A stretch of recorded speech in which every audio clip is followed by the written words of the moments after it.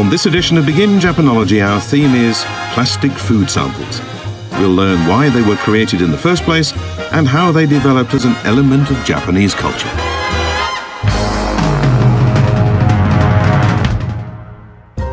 Hello and welcome to Begin Japanology. I'm Peter Barakan.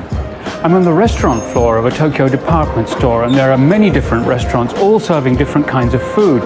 What they all have in common is that in the window they have these plastic food samples that show you exactly what's being served. You can see from the samples what's on the menu. They also have the prices on as well. Not the price of the sample, which is much more expensive, but of the dish that it represents. I'm sure you all know what it's like going to a foreign country and trying to read a menu in a language you do not understand. It can be absolute hell. You come to Japan, you stand in front of any restaurant, you say, okay, I'm going to have one of those. If you're seeing these samples for the first time, let's dive straight in and take a look at what they're all about. Many restaurants in Japan display plastic food samples in their shop windows to draw the attention of people passing by. They make it easy for a potential customer walking by to see what we serve. And the other thing is they help a customer to visualize the dishes and decide what to order.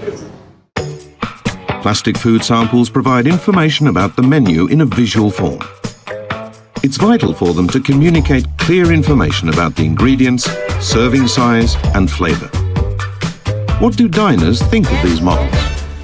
It's easier to visualize the food than just reading off a menu. I think the plastic samples make it easier to choose. That's how I feel. The plastic food samples let me know what a restaurant is like inside. Many diners make a decision about which restaurant to eat in based on plastic food samples. The samples inspire confidence in what will be served. These models are detailed and accurate reproductions of real food. In the early years, they were made of wax, but now they're mostly made of plastic. And most models are made to order, since the quantity and presentation even of the same dish varies from one restaurant to the next. A plastic model is far more expensive than the item it represents. The plastic version of this hamburger steak dish costs around 10,000 yen. Plastic food samples serve not just to introduce the menu, but to draw customers in. They employ various clever, eye-catching design features.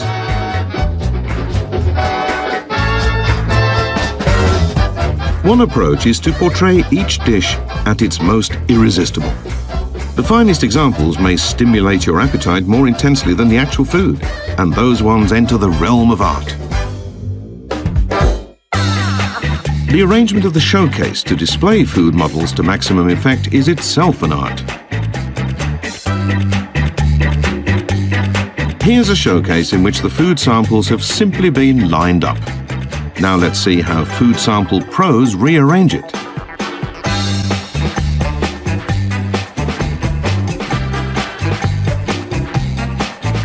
"20 minutes later, notice how much easier it is now to see what is available.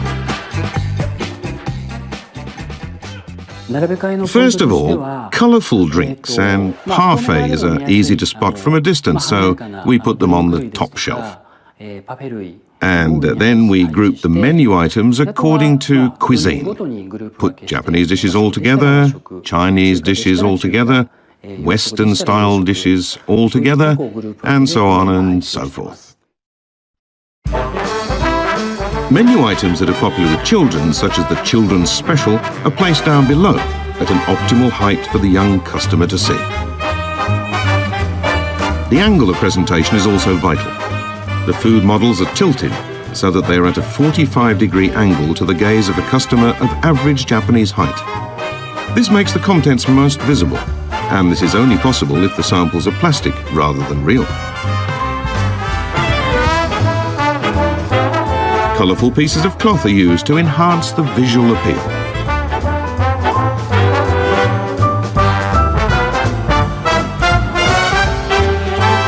In the industry, they say that the right arrangement can boost sales by 20 to 40%. Serving as both menu and advertisement, plastic food samples are an everyday sight in today's Japan.